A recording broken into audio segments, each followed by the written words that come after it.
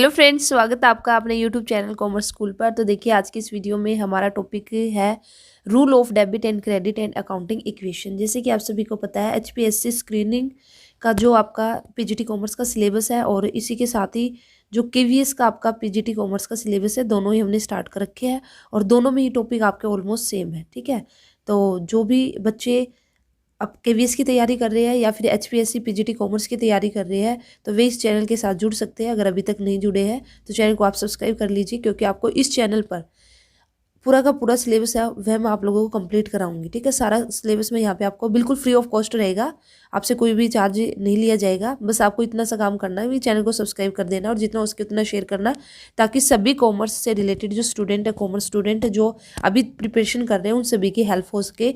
और मैंने जो अभी आपका सिलेबस स्टार्ट कर रखा है, बिल्कुल आपका टॉपिक वाइज जो आपका सिलेबस गिवन है, ठीक है, तो वहाँ से मैं एक एक टॉपिक उठा के और वहीं से हम चले हुए हैं और कोशिश ये रहेगी कि भी कोई भी टॉपिक हमारा न छूटे। तो चलिए फिर स्टार्ट करते हैं। आज का हमारा topic rule of debit and the credit, या फिर इनको हम गोल्डन रूल भी बोलते हैं। बेसिकली कौन से रूल जो हमें बताएंगे कि जो हमारे अकाउंट्स है, ठीक है, कि किस अकाउंट्स को हमें डेबिट करना, किस अकाउंट्स को हमें क्रेडिट करना। जैसे कि एक जनरल एंट्री है, जनरल एंट्री मैंने की कि परचेज गुड्स ₹4 कैश। हमने क्या किया, परचेज गुड्स ₹4 कैश 50,000।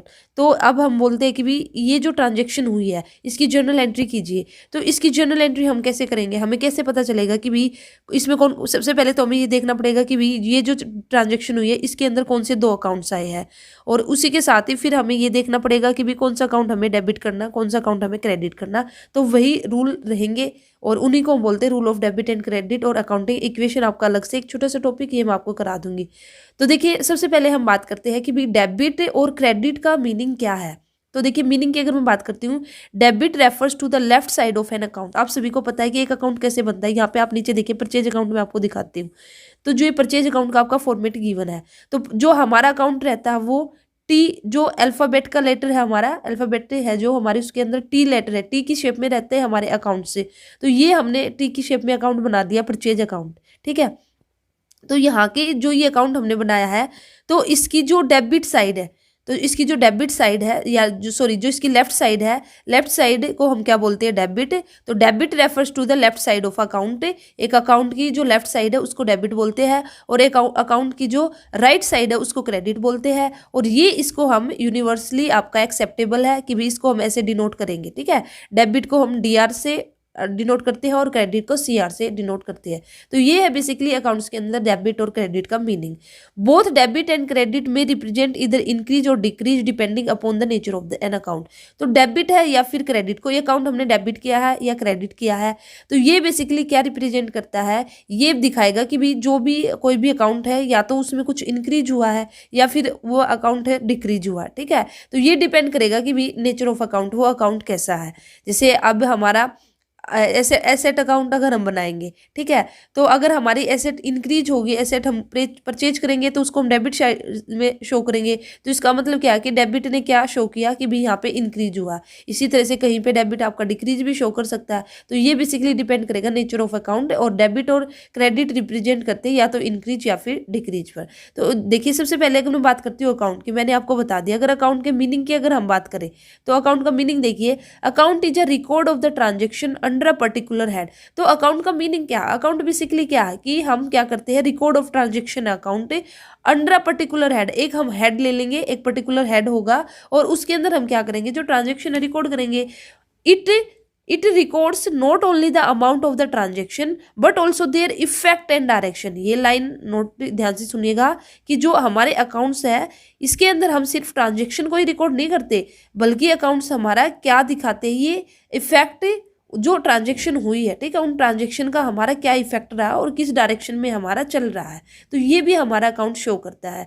तो देखिए, इसमें क्या बताया मैंने, एक पर्टिकुलर हेड ले लिया। जैसे यहाँ पे एग्जांपल मैंने लिया परचेज अकाउंट, तो परचेज अकाउंट हमारा क्या हुआ, एक पर्टिकुलर हेड हो गया, तो हमने ऊपर परचेज अकाउंट लिख दिया। अब इसके अंदर हम जितनी भी ट्रांजेक्शन होंगे उनको रिकॉर्ड करेंगे। तो जितनी भी ट्रांजेक्शन का मतलब क्या, कि जो एक बिजनेस ऑर्गेनाइजेशन के अंदर सारी की सारी ट्रांजेक्शन आपकी परचेज अकाउंट के अंदर आएगी, नहीं। परचेज अकाउंट के अंदर आएगी आपका जो परचेज से रिलेटेड आपकी ट्रांजेक्शन होंगी, वे सारी की सारी परचेज अकाउंट के अंदर आ जाएगी। इसी तरह से हम सेल्स अकाउंट बनाएंगे, तो सेल्स अकाउंट हमारा एक पर्टिकुलर हेड है, ठीक है। तो इसके अंडर हमारे इसमें हमारे कौन कौन सी ट्रांजेक्शन आएंगी जो सेल से रिलेटेड होगी। ऐसे ही हमारा डेटर अकाउंट होगा, ऐसे ही हमारा क्रेडिटर अकाउंट होगा।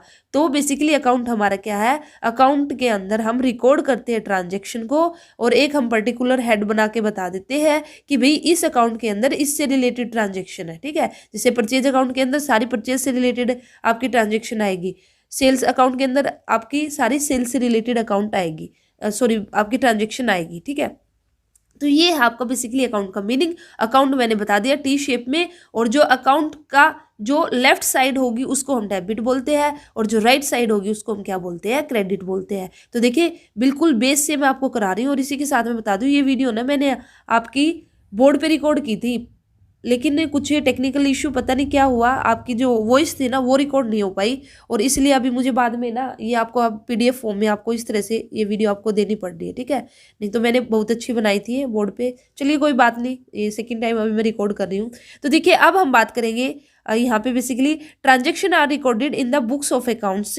तो transaction are recorded in the books of accounts on the basis of the evidences that is the source document such as the cash memo, invoice, bill। तो यहाँ पे देखिए rule of debit and credit, यहाँ पे बताने से पहले आपको पूरी नॉलेज होनी चाहिए अकाउंट्स के बारे में कि किस तरह से हम रिकॉर्डिंग करते हैं, क्या हमारा अकाउंट्स है। फिर हमें नॉलेज होनी चाहिए टाइप्स ऑफ अकाउंट्स के बारे में। जब हमें ये पता चल जाएगा कि भाई इतने तरह के हमारे अकाउंट्स हैं, उसके बाद ही फिर आपको ये पता चलेगा कि भाई किस अकाउंट्स को हमें डेबिट करना है, किसको क्रेडिट। क्यों? क्योंकि जब हम टाइप्स ऑफ अकाउंट्स करेंगे तो उसके अंदर मैं आपको बताऊंगी कि आपके कितने तरह के अकाउंट्स की टाइप है, और फिर उनके रिगार्डिंग जो भी टाइप्स ऑफ अकाउंट्स है उनके लिए कुछ रूल्स बना रखे हैं, उन रूल्स को हमें फॉलो करना है और तभी हमें पता चलेगा। देखिए वैसे तो आप सभी को पता ही है कि भी 3 तरह के हमारे अकाउंट्स है, रियल अकाउंट है, नॉमिनल अकाउंट है और पर्सनल अकाउंट है। और फिर इन सभी के जो एक गोल्डन रूल्स है कि जैसे अगर मैं बात करती हूँ पर्सनल अकाउंट की, तो पर्सनल अकाउंट का हमारा रूल क्या है, debit the receiver and credit the giver. तो यही रूल है। रूल क्या है नॉमिनल पर्सनल अकाउंट का, debit the receiver and credit the giver.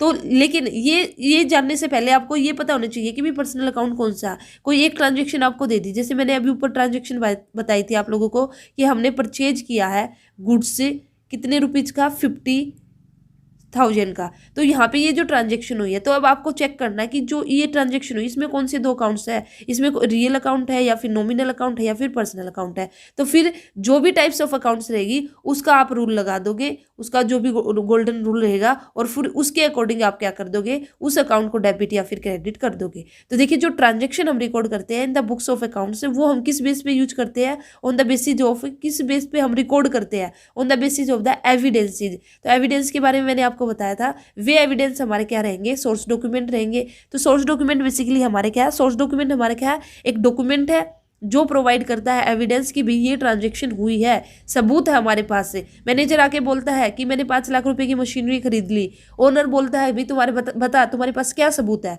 तो ये जो सोर्स डॉक्यूमेंट है वो उसको क्या दिखाएगा, कैश मेमो दिखाएगा, या जो वो उसने मशीनरी परचेज किया उसका एक बिल होगा तो बिल दिखाएगा। तो ये बिल ही बेसिकली क्या है, आपका सोर्स डॉक्यूमेंट है। और ये जो बिल है, अब ओनर को पता चल गया, अकाउंटेंट को पता चल गया कि भी हाँ इसने जो मशीनरी खरीदी है इसका बिल है हमारे पास। अब इस बिल के बेस पे ही हम जो हमारी बुक्स ऑफ अकाउंट्स है इसके अंदर हम जो ये जो अभी मशीनरी परचेज करने की ट्रांजेक्शन हुई है उसको क्या करेंगे, रिकॉर्ड करेंगे। तो सारी की सारी जो भी ट्रांजेक्शन होगी एक ऑर्गेनाइजेशन के अंदर, एक बिजनेस के अंदर, उनको हम किसके बेस पर रिकॉर्ड करते हैं, हमारे एविडेंसेस के बेस पर। और बेसिकली हमारे एविडेंसेस क्या रहते हैं, सोर्स डॉक्यूमेंट बोलते हैं या फिर हम वाउचर जिसको बोलते हैं। सोर्स डॉक्यूमेंट से फिर हम क्या प्रिपेयर करते हैं, वाउचर प्रिपेयर करते हैं, और वाउचर के बेस पे ही फिर हम क्या करते हैं, जर्नल एंट्री करते हैं। ये सारी की सारी चीज़ें मैं आपको बता चुकी हूँ पूरा डिटेल में, मैंने बहुत ही अच्छे से आप लोगों को सोर्स डॉक्यूमेंट कराया। अगर आपने उस वीडियो को नहीं देखा तो एक बार जाके उस वीडियो को चेक कर लेना।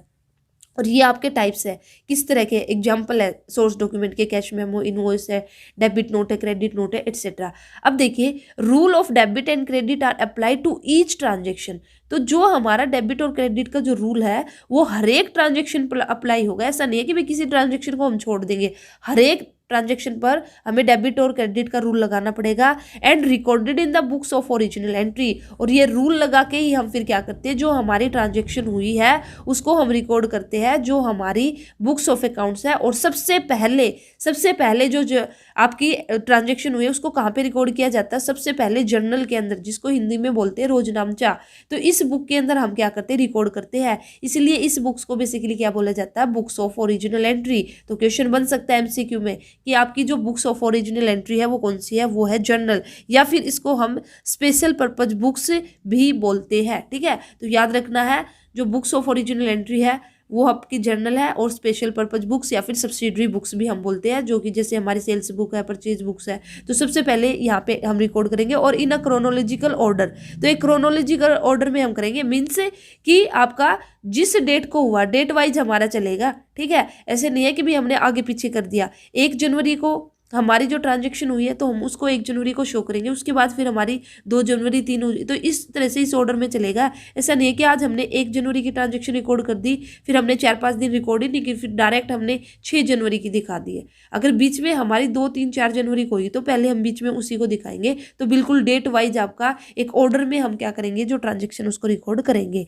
Transaction recorded in the books of accounts are transferred या फिर posted to the specific account maintain in the ledger. तो देखिए सबसे पहले हमने जर्नल में रिकॉर्डिंग की है ट्रांजेक्शन की, रिकॉर्डिंग करने के बाद जर्नल के अंदर फिर हम जर्नल से उसको ट्रांसफर करते हैं उन एंट्रीज को, उन ट्रांजेक्शन को, या फिर पोस्टेड करते हैं कहाँ पर, टू द स्पेसिफिक अकाउंट के अंदर mention in the ledger. Basically यहाँ पे इन्होंने क्या किया है, ये क्या बताना चाह रहे हैं कि भी जर्नल में ट्रांजेक्शन को रिकॉर्ड करने के बाद, जर्नल एंट्री करने के बाद फिर हम स्पेसिफिक अकाउंट ओपन करेंगे। जैसे परचेज अकाउंट हमने कर लिया, सेल्स अकाउंट हमने कर लिया, कैश अकाउंट हमने कर लिया। तो अब जो जर्नल के अंदर एंट्री की है, अब उन एंट्रीज को, उन ट्रांजेक्शन को हम इन अकाउंट्स के अंदर ट्रांसफर कर देंगे भी, जो जिस अकाउंट्स की है। ठीक है, तो परचेज से रिलेटेड सारी की सारी जो ट्रांजेक्शन है वो परचेज अकाउंट के अंदर आ जाएगी, सेल्स से रिलेटेड सारी की सारी ट्रांजेक्शन है सेल्स के अंदर आ जाएगी। तो इसी तरह से अदर्स अकाउंट से रिलेटेड जो ट्रांजेक्शन है, तो जो जिस नेचर की ट्रांजेक्शन है वो उसी अकाउंट्स के अंदर आ जाएगी। तो इसी को बेसिकली बोलते हैं पोस्टिंग करना या फिर लेजर में पोस्टिंग करना। तो देखिए मैंने आपको स्टार्टिंग में ही बिल्कुल जो फर्स्ट वीडियो कराई थी तो मीनिंग ऑफ अकाउंटिंग कराया था, और उसके अंदर मैंने आपको बताया था प्रोसेस ऑफ अकाउंटिंग।